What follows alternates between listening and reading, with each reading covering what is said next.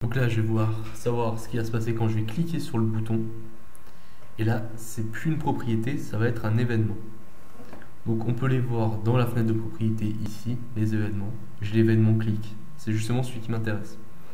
Mais je vais quand même vous montrer qu'on peut le faire aussi par code et que c'est parfois plus facile. On fait clic, quand on le connaît, hein, l'événement. Et là, il me propose tout de suite nouveau gestionnaire d'événements. J'accepte. Alors j'ai juste fait le truc avant et j'en ai déjà un, c'est un peu problématique. Je vais tout de suite le supprimer. Voilà. Donc là vous voyez, j'ai mon gestionnaire d'événements, bouton de change texte, slash clic, slash... Non, on va l'enlever, slash clic. Maintenant, on va se dire, quand je clique sur mon bouton, qu'est-ce que je veux qu'il se passe? Donc on va aller dans le code. Donc là c'est du code C#. En haut, c'est les using, pardon. Ça inclut, c'est un peu comme la directive de préprocesseur include en C ou en C++. Ici, j'ai le namespace. Donc là, je suis dans tutoriel Hello World. On va sortir l'explorateur pour voir. Je suis dans tutoriel Hello World. C'est mon projet. Je suis dans la classe main window qui hérite de window, qui est la classe de base de toutes les fenêtres. Et ici, j'ai public main window, c'est le constructeur, il a le même nom que la classe, il n'a pas de type de retour. Les types de retour, quand ça retourne rien en général, c'est void, comme ici. On voit que quand je fais bouton de change texte slash clic, il n'y a rien qui est retourné, c'est un événement. Ici, ma fenêtre, quand c'est un constructeur, il n'y a absolument rien. Je vais zoomer un peu pour que vous puissiez me voir. Il n'y a rien, c'est public main window, c'est tout. Ça pourrait prendre des paramètres ici, à l'intérieur. Regarde, ici il y a des paramètres. C'est object sender et routed event args mais on va pas du tout s'en servir dans cet événement là.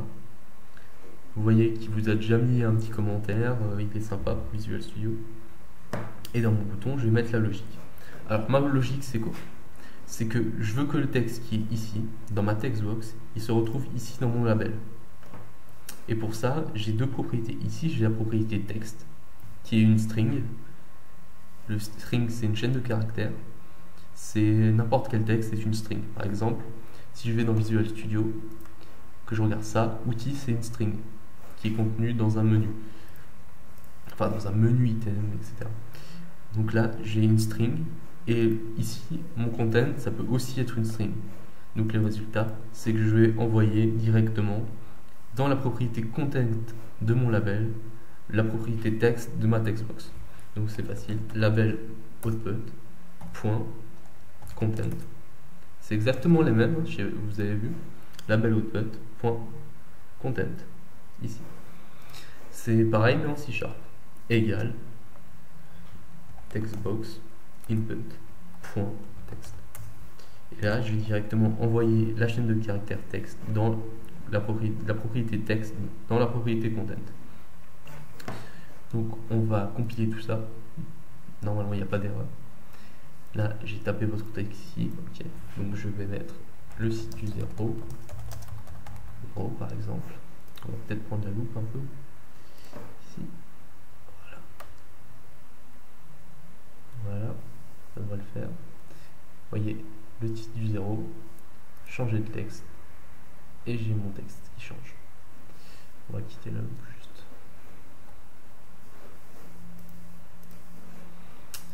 Voilà, je peux mettre n'importe quel texte, hein. Ça marche à l'infini même. Une fois qu'on l'a fait une fois, on voit que ça marche. Voilà, je quitte.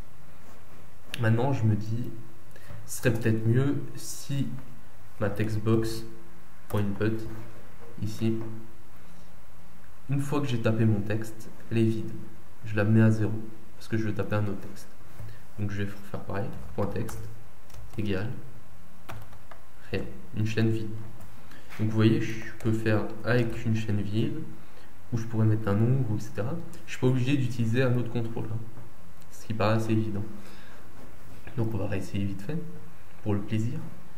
Tapez votre texte, changez le texte, paf, c'est vide. Voilà, c'est assez impressionnant comme application, je sais, hein, mais c'est bien, il faut bien débuter par quelque chose. Donc là vous voyez, niveau XAML, on a fait, je vais juste aller afficher les lignes, hein. Il l'affiche pas de base. Si vous voulez les afficher, c'est dans C#. Ah, j'ai vraiment pas l'habitude de ça. De celui-là. C'est vraiment bizarre de pas le trouver. Ça doit être quelque part par là. Ouais, c'est ici. Bah, en gros, il y a 40 lignes là pour définir quand même une fenêtre qui contient un bouton, une textbox et un label. Et ici, j'ai exactement 2 lignes de code que j'ai tapées quand même. Vous pouvez donc voir que c'est assez performant, hein. Vous n'avez pas beaucoup de code à écrire pour faire beaucoup de choses. Et ça se voit plus avec des grosses applications. Pour gérer, en général, pour gérer une listbox, par exemple, on va faire plus tard une listbox qui gérera des acheteurs, des customers en anglais. On va mettre 10 lignes pour la gérer. Ce qui est très très peu par rapport à ce que vous feriez avec un autre framework ou d'autres langages, hein. Alors, on va juste encore voir ici quelque chose dans la solution. Vous avez vu que vous aviez des références ici. Enfin, si vous ne l'avez pas vu, vous le voyez maintenant. J'ai référence Microsoft C#, Presentation Core, etc. Ces références là, c'est les DLL.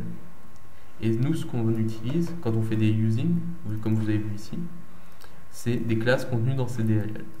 Je voulais juste vous montrer ça pour la suite après, que vous compreniez. Voilà. Et donc j'ai pas besoin de mes super helpers.